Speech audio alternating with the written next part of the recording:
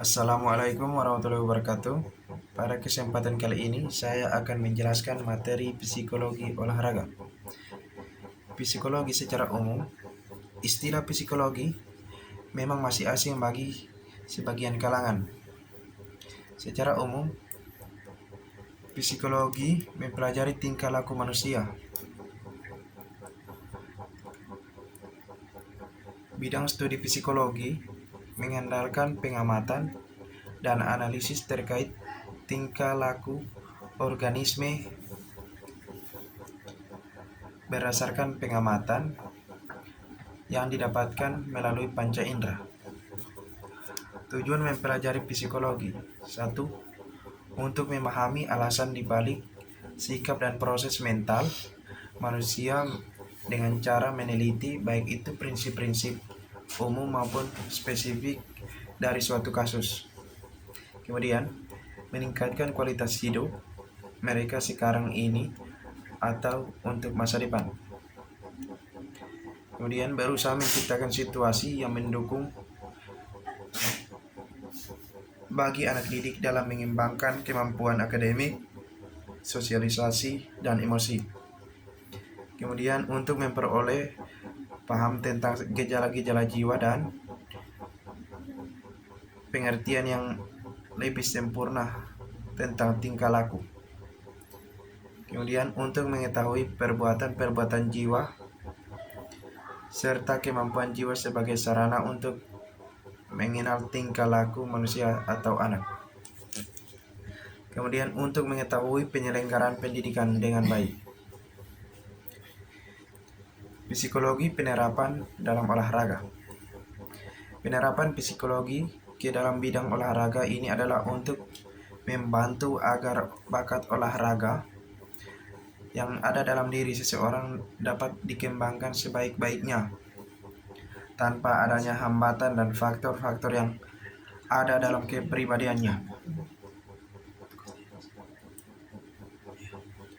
Unsur-unsur yang mempengaruhi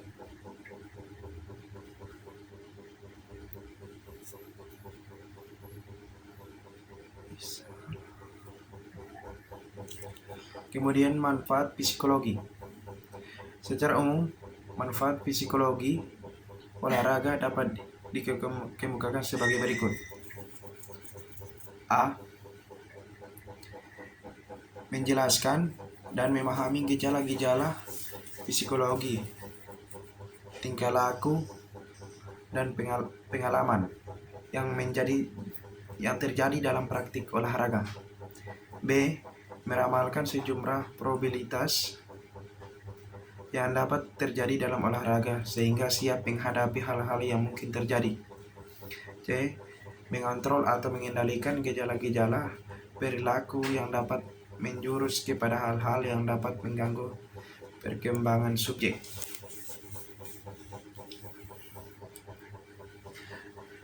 Pendekatan psikologi olahraga. Pendekatan individu. Manusia dalam berolahraga sering menunjukkan tingkah laku khusus yang berbeda dengan yang lainnya dengan yang tidak berolahraga. Pendekatan sosiologi. Interaksi dalam kegiatan olahraga akan menimbulkan konflik-konflik atau gejala psikologi tertentu. Kemudian, pendekatan interaktif.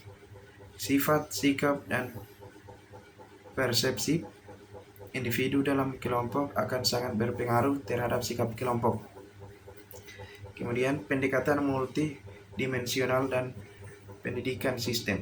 Aktivitas olahraga seringkali berhubungan dengan aspek sosial, budaya, aspek ekonomi, aspek politik, dan lain-lain.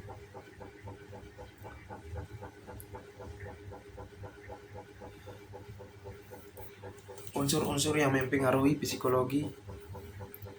Yang pertama, motivasi olahraga adalah keseluruhan daya penggerak di dalam diri individu yang menimbulkan kegiatan berolahraga, menjamin kelangsungan latihan dan memberi arah pada kegiatan latihan untuk mencapai tujuan yang dikehendaki. Kemudian yang berikutnya imagery training, melatih atlet untuk membuat gerakan-gerakan yang benar melalui imajinasi. Setelah gerakan-gerakan dimatangkan dalam imajinasi, kemudian benar-benar dilaksanakan untuk dievaluasi. Kemudian self confidence, yaitu mendefinisikan kepercayaan diri sebagai keyakinan bahwa seseorang dapat melakukan perilaku yang diinginkan berhasil. Perilaku yang diinginkan bisa apa saja. Yang utama adalah bahwa salah satu keyakinan dalam kemampuannya untuk mendapatkan pekerjaan yang dilakukan.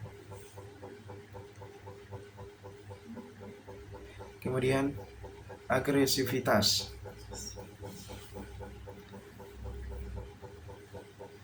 agresivitas para atlet merupakan tindakan yang bertujuan untuk mencederai dan menjatuhkan lawan untuk mempertahankan dirinya apabila merasa terancam, sehingga memaksa dirinya untuk membela diri.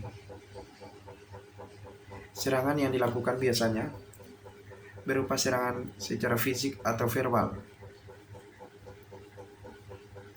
Kemudian berikutnya boredom,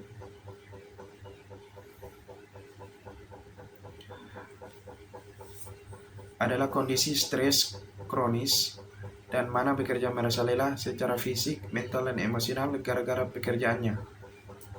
Ditandai dengan 3 hal. Pertama, kelelahan fisik.